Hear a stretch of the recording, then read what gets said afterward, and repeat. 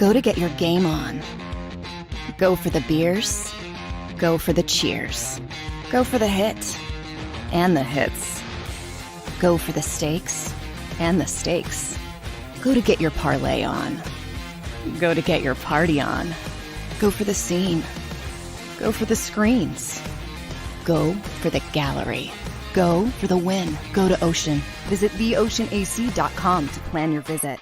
Philadelphia fans, we're cut from a different cloth. Born into a brotherhood and bonded to our team for life. We believe anything is possible because we've witnessed the impossible. While we may be from different neighborhoods, come Sunday, we are one, and we will be heard. Pondley Hockey, official partner of the Philadelphia Eagles.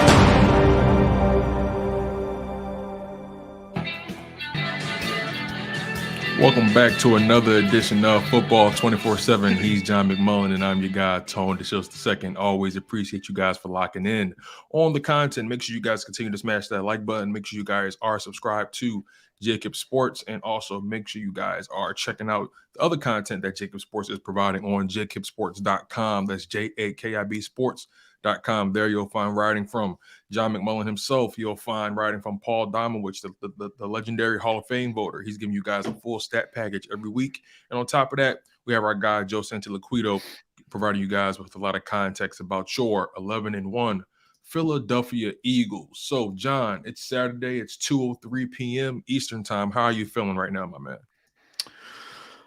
Christmas season, little hurried, little rush to go around doing anything. Not that concerned about the football game on Sunday. I assume that's what you're talking about. But no, I mean, look, Brian Daboll's done a tremendous job with the New York Giants. Mike Kapka, our old friend, has done a tremendous job as offensive coordinator. Wink Martindale, but they came into the season sort of in a rebuild mode, overachieved early, and now kind of had that market correction, and they're banged up. So, I mean, there's a big talent disparity between these two teams, and that's if the Giants were healthy, and they're not close to being healthy. The Eagles would have to shoot themselves in the foot, even on the road, to lose this football game. Very similar to Washington, but that's how they lost their one game. But a lot of things would have to go wrong. Yeah, it's funny because you think about that Washington game, and you mentioned so many things had to go wrong for them to lose that game, and still, in the end, they had a legit shot to win that game. So, I guess when it comes to the Giants, right, well, let's approach it from this angle.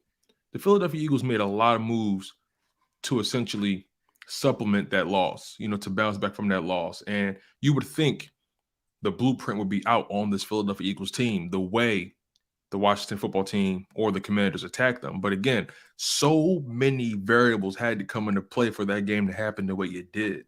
So again, this Philadelphia Eagles team is 11-1. And they're showing no signs of slowing down. And like you, I agree. I don't think the New York Giants have enough bullets in the gun to deal with the Philadelphia Eagles team this versatile. Just speak on how difficult it is right now to deal with this Philadelphia Eagles team that's making everything appear simple, but it's extremely much more complex than what it leads on to be. Yeah, I mean, anybody looking at the Washington game as some kind of blueprint, well, you'd have to have, you'd have to have that amazing time of possession. You'd have to have the Eagles turning over the football consistently as the number one ranked turnover ratio team. You'd have to have poor situational football, poor coaching decisions. That's not a blueprint. That's I said it, Washington didn't beat the Eagles. The Eagles beat the Eagles. The Eagles beat themselves. And if they would have played their C game, they would have won that football game Forget about the A game. They played an F game. So that's not a blueprint. This is the best team in football. This is the most well-rounded team in football. And they can come at you in so many different ways, both offensively and defensively. If the offense isn't having a good day, maybe the defense beats you. Vice versa. And offensively, it could be the running game, could be the passing game. You don't know where it's going. It's going to be interesting to see Wink Martindale, because I always joke he's the defensive coordinator a lot of Eagles fans would want. He's the guy that's going to blitz off the buses. He's going to come. Giants are by far the blitz the most in the NFL by a wide margin. They're almost an old school team, a lot of single high safety, a lot of man coverage, exactly what a lot of Eagles fans want, except I would remind that portion of the fan base, there's one team with the second-ranked defense in the NFL coming into this game, and there's one team with the 23rd ranked defense in the NFL coming into this game, and you can guess which one is which. Yeah, it's funny because as much as people would like the Philadelphia Eagles to blitz and kind of mirror what Wink Martindale does on defense, if you look at the numbers, the teams that blitz the most in the NFL aren't the teams that are really in the mix for the playoffs, if you really want to put it in perspective. So blitzing doesn't necessarily equate to winning. The numbers tell you that. Wink Martindale's going to have a hands full. This team runs a lot of 11 personnel, and they're running it at a pretty high rate, at a higher rate than they have earlier in the season. At a higher rate they ran it than last season. They're running it at a 71% clip, and they're able to deploy so many different looks out of it on any given Sunday against any given opponent. So speak on how dangerous that can be, especially with the type of personnel the Philadelphia Eagles have, and you compare it to the personnel that the New York Giants have. Because again, they're so versatile. They're able to deploy so many different looks. It's really hard for a team to really game plan against something like this. That again, it looks so simple, but they're able to displace and manipulate defenses with their use of the 11 personnel. Can you speak on that and how it translates to this Giants game? Yeah, well, I wouldn't get too caught up in the formation aspect of it. The personnel groupings have spiked. I think they're 10th in the league in 11 personnel. Don't get me wrong. Right. The Eagles would prefer to play 11 personnel as much as possible, because that's sort of the way the modern NFL is going. Now, for this particular team, it's spiked in the absence of Dallas Goedert. So the numbers are a little bit skewed. They're playing more 11 without Dallas Goedert, which is understandable. They also play 13 personnel more than most teams, and that gets skewed as well because now they don't have Dallas Goedert, and they can't really play 3 tight ends a lot, and it obviously affects 12 as well. So it's not about the personnel groupings. It's about, what you run out of the personnel grouping. Sometimes you might run the same play out of 11 and 12 on one particular day. You don't want to show the same thing. So that's how sort of Nick Sirianni and Shane Steichen manipulate things. So,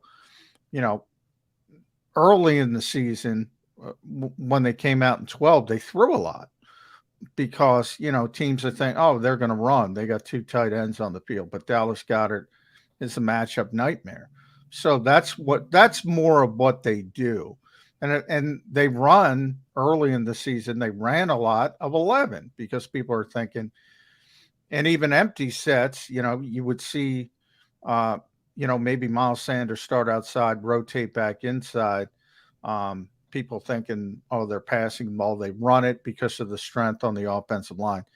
More than the actual formations, the key is what the Eagles do out of the formations, and they try to manipulate teams into thinking they're going to do one thing, and they do the opposite. So, but the offense as a whole it's a pretty simple offense. It's an RPO based offense, and they they have better players than everybody else. So that's the key to success with this offense.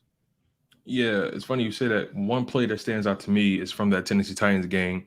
On the 34-yard Devontae Smith touchdown, Miles Sanders, he motioned from left to right, and it forced Tennessee's defense to spread their cover 4, and Tyree Jackson, he had the crossing route that forced the safety to come down, and then that left Devontae Smith with a one-on-one, because Kevin Byard at that point, he had to account for the pass heavy side, the strong side of the formation.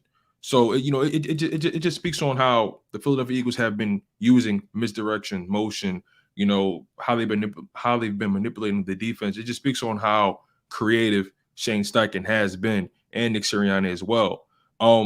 Earlier we spoke about the injuries, and one injury that stands out to me right now that's going to affect this game tremendously is Saquon Barkley.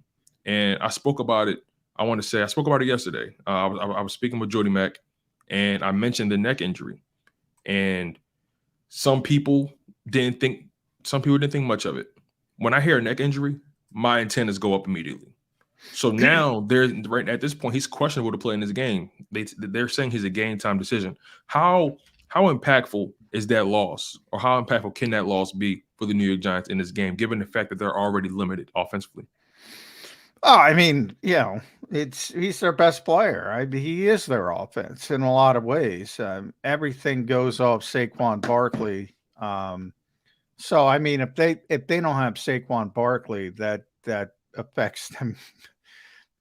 I can't even talk about it. How much it affects them. Matt Breida would be the backup, who's got some speed, but it's not nearly the player. Saquon, during their 6-1 start, was having, an all-pro level season. He's come down back to earth like the rest of the team has a little bit in since then. But I mean, this is their Derrick Henry. This is their Jonathan Taylor. And I think it's ironic, if you look at this portion of the schedule, everybody was, wringing their hands, clutching their how are they going to stop Jonathan Taylor? How are they going to stop Derrick Henry? How are they going to stop Saquon Barkley? In a lot of ways, I think it's been a respite for the Eagles. I really do, because what happened on the back end is they lost Avonte Maddox. Now, hopefully, Avonte, I expect him to be activated today by 4:00. I expect him to play tomorrow. But they lost Avonte in Houston, and then they lost C.J. Gardner-Johnson in the Green Bay game. And all of a sudden, they have these big holes in the secondary, and people haven't noticed them for the most part. Reed Blankenship, undrafted rookie, playing great as a backup. Josiah Scott gave up some plays in Indy and Houston, but hasn't really, he's held down the fort to where you don't say, oh, that's a disaster. Part of the reason why is because this respite of teams can't throw the football. So they can't take advantage of Josiah Scott. They can't take advantage of Reed Blankenship. So in a lot of ways, it's been a respite, and that'll be the case again this week with the Giants. Even with Saquon Barkley, they don't throw the football that effectively. Their best receiver is Darius Slayton. So it's just interesting that what looked on paper, that's what happens in the NFL a lot, what looks on paper like a problem turns out it's helped the Eagles get through this sort of stretch, and hopefully they get Avonte Maddox back tomorrow, as I said, and then CJ is eligible to come back on January 1st. So it's still going to be a while for him. But if you look ahead, Chicago can't throw the football, can't throw it. And then you have Dallas, which can, the one game on Christmas Eve. It's been a nice little respite. And I didn't think people thought that was going to be the way it was going to go for the Eagles. Yeah, you bring up a good point. The fact that they became thin in the DB room, but yet they had a stretch of teams that really weren't known for throwing the ball. I mean, even the Packers with Aaron Rodgers, they've been running significantly more, trying to take pressure off him, and knowing their limitations at wide receiver. So it's so ironic that They lost Avonte Maddox. They lost C.J. Gardner-Johnson. Stars are aligning. That's what I'm saying. The stars are aligning. Absolutely, absolutely. And, you know, a guy you brought up that's just been taking the city by storm these past couple games is Reed Blankenship, a guy that's shown an ability to be an asset rather than a liability. And you can make an argument that the Philadelphia Eagles' run defense has improved not because of him, but he gives them a surer tackler than C.J. Gardner-Johnson in the backfield, especially when guys potentially get to that second level or when guys try to attack the edge or the boundary when it comes to the Philadelphia Eagles defense. Speak on that. And do you believe Reed Blankenship has had a pretty decent impact in run defense in comparison to a C.J. Gardner-Johnson? Well, I think he's better tackle. I mean, that's the weakness of CJ's game. You know, he's not really a safety. He's a nickel corner, moved to safety. And you know, the Eagles did a good job sort of evaluating that and thinking about that move and saying, all right, this guy can play safety, at least modern safety. And he leads the NFL in interceptions still. So that's the weakness of his game. Now, interestingly enough, I mean, Reed is a pure post safety, free safety. He's a coverage safety. He was a coverage safety at Middle Tennessee State. I think people don't realize that. A lot of people, and they think of him as a box safety for whatever reason. Not a box safety, never been a box safety. He's a better coverage player than run support player. And the film pretty much backs that up. He's been much better in coverage than run support, but he's better than Chauncey in run support, or he has been. You know, it's a very small sample size, 1.5 games essentially, but he's played great. I think Pro Football Focus had him as their best defensive player against Green Bay. Their best defensive player against Green Bay. Wow. Think about that. Against Tennessee, he was number 2 behind TJ Edwards. And that's it. That's your sample size. Now, again, you mentioned typically you think Green Bay, Aaron Rodgers, they can challenge, and they did with the Christian Watson play. And that was his one bad play. Although that was Marcus Epps getting beat on the coverage, for people who didn't realize that Marcus was the one who got beaten coverage. Reed just took a bad angle as the post safety, as the free safety. That's what he does. And he learned from that, but that's a really fast player. It's not the first guy that Christian Watson has destroyed an angle on, and he won't be the last. He's been great, but I hesitate because, again, they've been playing teams that can't challenge him. So you get to Dallas, that's going to be the test. That's going to be the test for this team in so many ways because Dallas is really good, just like the Eagles. The game is in Arlington. It's on Christmas Eve, third of 3 consecutive road games. A lot of things going against the Eagles in that one. And you can bet they'll try to take advantage of Reed Blankenship. We'll see if he can hold up. Yeah, absolutely. You know, there are other injuries as well with the Philadelphia Eagles team that people would love to have some insight on. We know Quez Watkins hurt his shoulder in the previous game against Tennessee. Kaiser White was dealing with the ankle, and they were limited earlier this week. Can you provide any updates on those guys? Yeah, Quez and Kaiser are playing. No injury designation, so they're good to go. Sean Bradley's out, so that's a concern. He's one of their key guys on special teams, and it's going to be interesting. Really quickly, could they elevate Christian Ellis? Yeah, I expect him to again because he played so well against Tennessee, and without Sean Bradley. Yeah, I'm almost guaranteeing they're going to elevate Christian Ellis. They have 2 more, so expect that today. Expect Avonte Maddox to be activated and put on 53-man roster. I expect him to play. So good news pretty much on the injury front, but on special teams, they had a good game against Tennessee. Can they show more consistency? Can they show? And they don't need to be great. Like this is the third ranked offense, the second ranked defense. They don't need to be top 5 like the offense and defense. What they need to be is middle of the road. That's all you need. And last week they were in that category. They played well. They got to do that more consistently from week to week. Yeah, you spoke on the special teams. They had their best game against Tennessee. And so many players made plays. Jack Stoll had a big tackle. Christian Ellis had a big tackle. You know, they kind of set the tone a bit, right? And being able to maintain that, especially at this stretch in the season, the last thing you want is for your special teams to be the reason why you lose games. We saw what happened to Green Bay when they went against San Fran. You don't want to go 15-2 and lose a playoff game because of special teams. That would be catastrophic. That's essentially what happened in Green Bay. They completely dominated San Francisco, but they weren't able. This bad weather game, if you remember, at Lambeau. They weren't able to punch things in offensively. They were clearly the better team, and they had a bad special teams unit, and they get a block punt, they lose the game.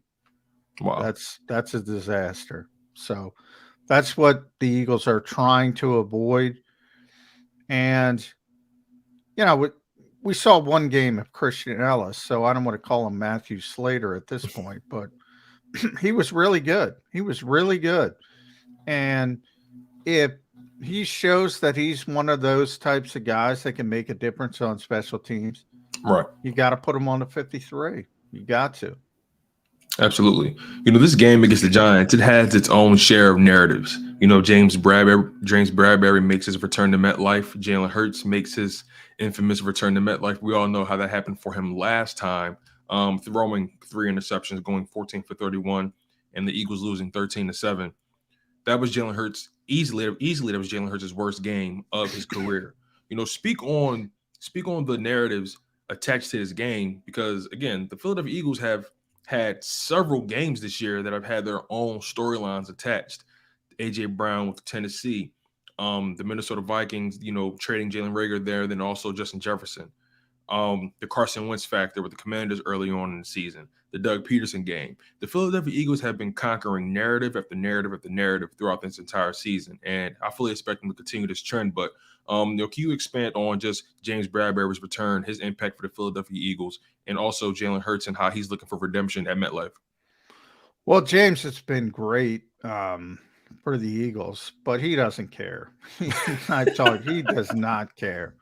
He does not care. It's not a revenge game for him. He's still got a ton of friends. You know, that's an interesting thing about this rivalry. You know, I joked about it on Birds 365, you know, for us old school NBA fans, you know, you go back to the days where Julius Erving was strangling Larry Bird on the court.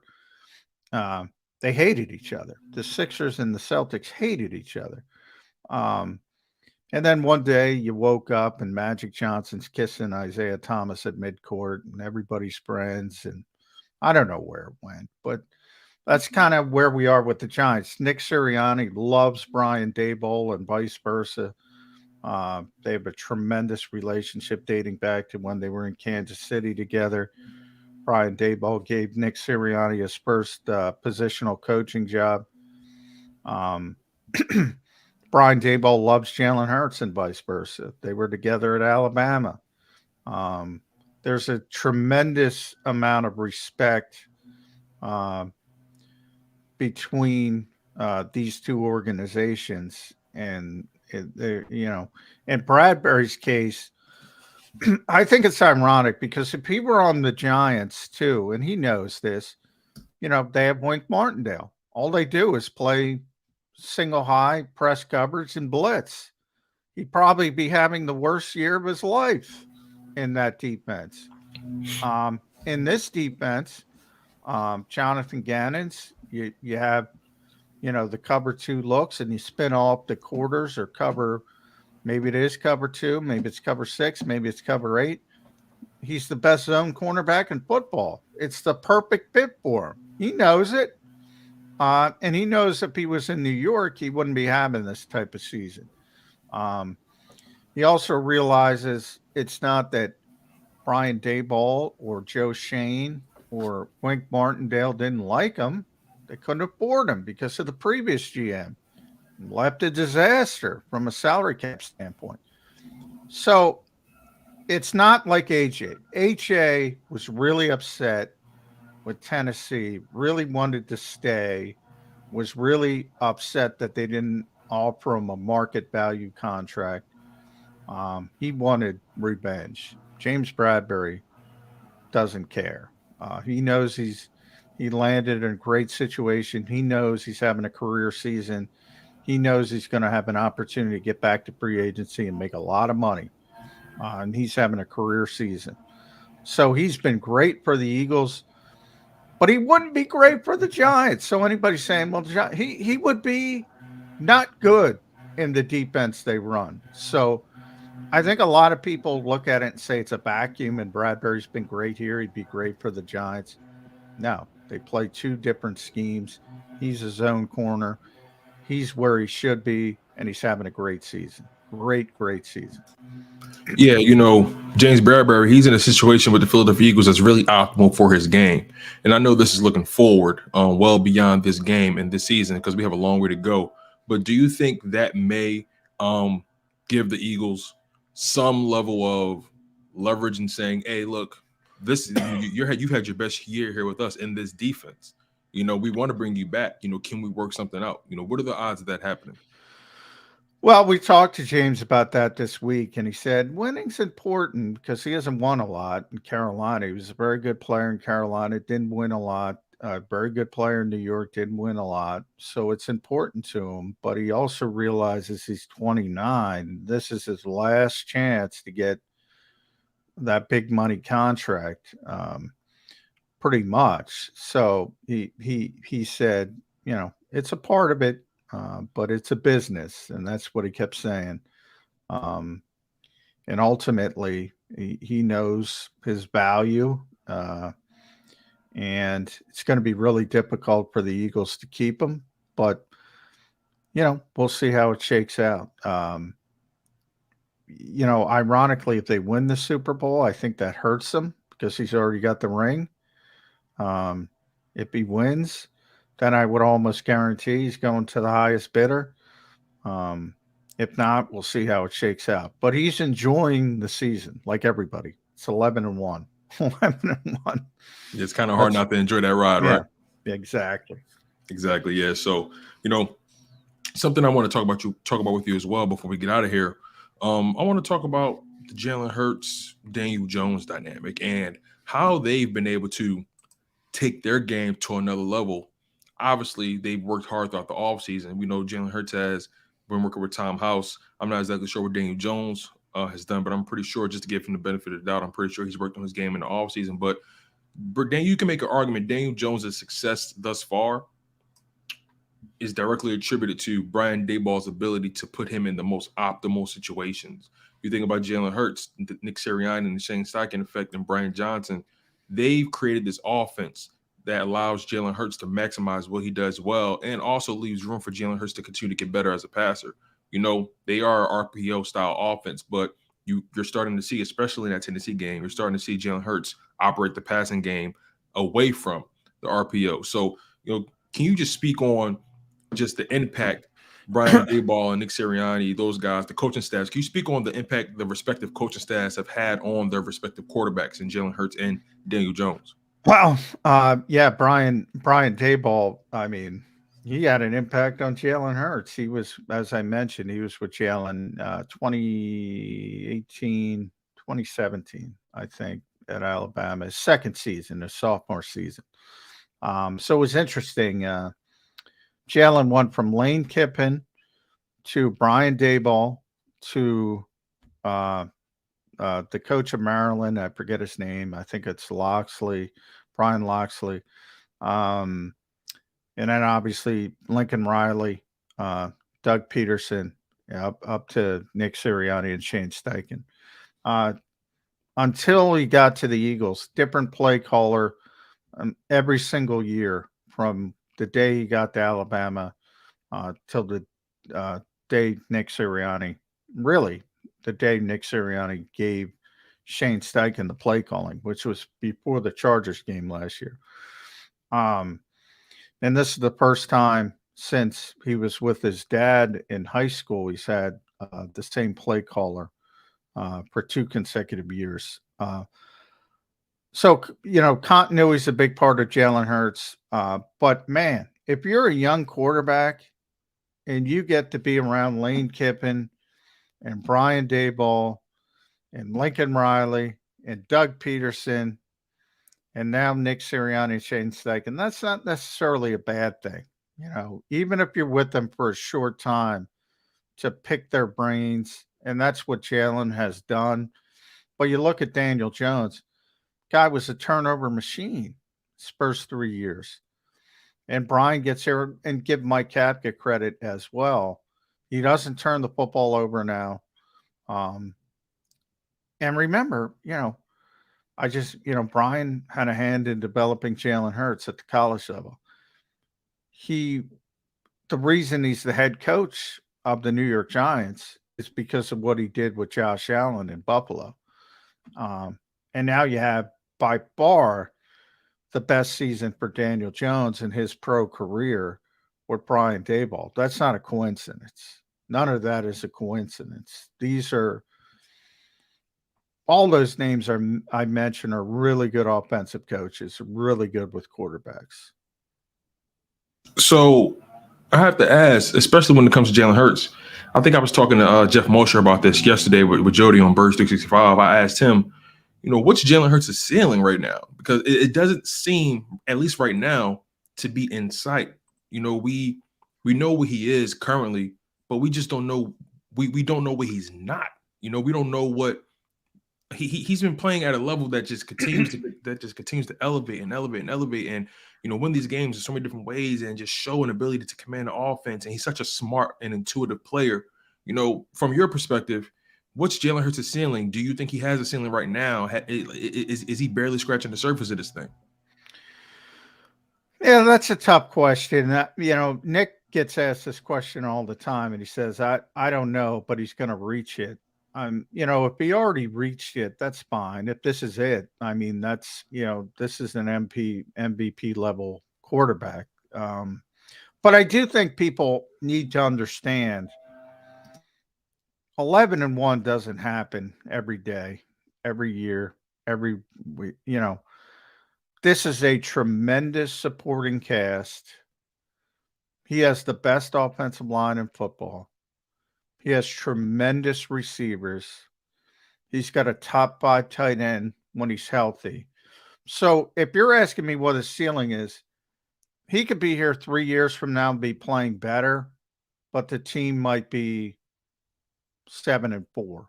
Is that the real gauge? Is that the real barometer, like what he'll be able to do? Because once he gets paid, this team is going to get stripped down. That's just the reality. Well, exactly. So, if you're talking about public perception, to me, the greatest, and I say this all the time, the greatest regular season quarterback of all time is Peyton Manning. And the reason I say that is because, when Peyton was with Indianapolis and also early, before the wheels kind of fell off in Denver, but he had the great season, the 50 touchdown season. The consistency from year to year. So as a rookie, he struggled, right? And I think they were 3-13. Then they had one losing season. I'm trying to bring it up. 1, 2, I'm counting 1, 2, 3, 4, 5, 6, 7, 8, 9, 10, 11, 12, 13, 14, 15 consecutive seasons. One losing season of those 15 seasons. The Colts, remember, they played 16 games. the Colts and or Broncos won 12 or more. So you're talking about 12-4, 13-3 to a high of 14-2. They won 1, 2, 3, 4, 5, 6, 7, 8, 9, 10, 11 times. 11 times. With Indy from 2003 to 2009, every single year they won at least 12 games. Jesus. Every single Oh year. my gosh. That's dominance for you. That to me is the measuring stick and the regular. Then you talk about playoffs and Tom Brady, and you know, he's just on another level. But that is, you know, we already saw it with Carson Wentz, right? Everybody thought he was the guy. He's going to be the guy forever in perpetuity. Doesn't work like it's hard. People adjust. It's hard. So to me, it's about the consistency, but it's also about the team as well. And Peyton Manning will be the first to tell you that. You know, Marvin Harrison, Edgerrin James, Jeff Saturday. They had a lot of good players. Yeah, Joseph Adai, you know, Marvin Harrison, you know, Reggie Wayne. They had some players. They had a lot of good Dallas players. Clark. Yeah. So it's not all about the quarterback. But, and that's why I say 11-1, enjoy it while you're here. There's a lot of people contributing to that, but none more so than Jalen Hurts. If this is his ceiling, that's good enough. Yeah, you bring up good points. You know, as we start to close out the show, you know, there are some things going on with this game. The weather is going to be really bad. Apparently, I think there's like an 80% chance of rain. Of course. The Giants have their plethora of injuries. They're going to be without Adoree Jackson. I believe they're going to be without Leonard Williams. Potentially Saquon Barkley. That's still up in the air. They're just dealing with injuries from top to bottom on both sides of the ball in various positions. So this is going to be a really tough game for them to manage. I think the Eagles pretty much dominate this game from beginning to end. I think it gets out of hand pretty early. My score prediction for this game is 38-17. What's your prediction for this game, John? I think I had it at 31-18. 37 is tough. They scored 5 touchdowns consecutive games. They're playing at such a high level. It is a road game. It is a division game. Crazy things tend to happen. Yeah. But when the Giants are at full strength, they don't have enough bullets to deal with this team. I mean, they're talent deficient at this point. Not their fault. It's a new GM, and they're just starting on the road to rebuilding the roster. They're overachieving. And, 2 years from now, Kayvon Thibodeau might be one of the best edge rushers in football, and Evan Neal might, create these great bookends when Andrew Thomas is already playing well. And we might be having a different conversation. But right now, the Eagles got all the bullets, man. The Giants are, Brian Daboll even talked about it. Brian Daboll said they're not playing the Pro Bowl this year because they cut the Pro Bowl out, thankfully. We don't have to watch that. But they are playing the Pro Bowl in Philly because everybody's a Pro Bowler, basically. So this team's loaded. They're loaded on both sides of the football. I'm talking about the Eagles. And they're healthy for the most part. Dallas Goedert, it's a couple guys, CJ. But compared to the Giants, I don't. It would have to be very similar to last year when Jalen had his worst game. I think it was 14 of 31. Yep, 3 interceptions. 3 interceptions. It would have to be similar to that, but Jalen Hurts is not that player. I just don't see that regression happening. I don't see a path for the Giants. Yeah, so just to confirm, we're locking you in at 31-17, correct? 31. I'm sorry, 31-18, excuse me. I have the Eagles winning 38-17. So You guys heard it here first. John McMullen has gave you guys his prediction. He gave you guys his analysis. This Philadelphia Eagles team is one of the harder teams to deal with in the NFL. In my opinion, they're the best team in the NFL. In John's opinion, same thing. It's at this point in the season, and I guess let this be the final question, John. We're at that 40-minute mark. I'm going to close this out with this final question really quickly. Have the Eagles entered that territory as a team that at this point, the only way they lose a game is if they beat themselves? Against most teams, there are certain teams. People hate when I say this, but Dallas is a good football team. Kansas City, Buffalo, Cincinnati on the AFC side. They're good football teams. San Francisco, despite losing Jimmy Garoppolo and Trey Lance, and they're down to Brock Purdy, they can even beat you defensively. They're good. There are good football teams that could beat the Eagles if they don't have their A game. The Giants are not one of them. The Commanders are not one of them. For teams like the Giants and Commanders, you already saw it with Washington. For them to beat the Eagles have to beat themselves. Hey, that's what I like to hear, man. The Philadelphia Eagles are 11-1 right now, you guys, and I think they're going to be 12-1 come Sunday evening. So you guys have been locked in on Football 24/7 with John McMullen. I'm your guy, Tone DeShields II. Make sure you guys continue to stay engaged on the content. Continue to smash that like button. Make sure you guys are subscribed to the JAKIB Sports YouTube channel. And make sure you guys check out the articles written by John McMullen, Joe Santiliquido, and Paul Domowich on JAKIBSports.com. Once again, you guys are locked in and have been locked in on Football 24/7 with your guy, John McMullen, your Eagles insider, John McMullen. And I'm the super producer, Tone DeShields II. Take care, you guys. One love, stay humble, stay healthy, and most importantly, stay hungry.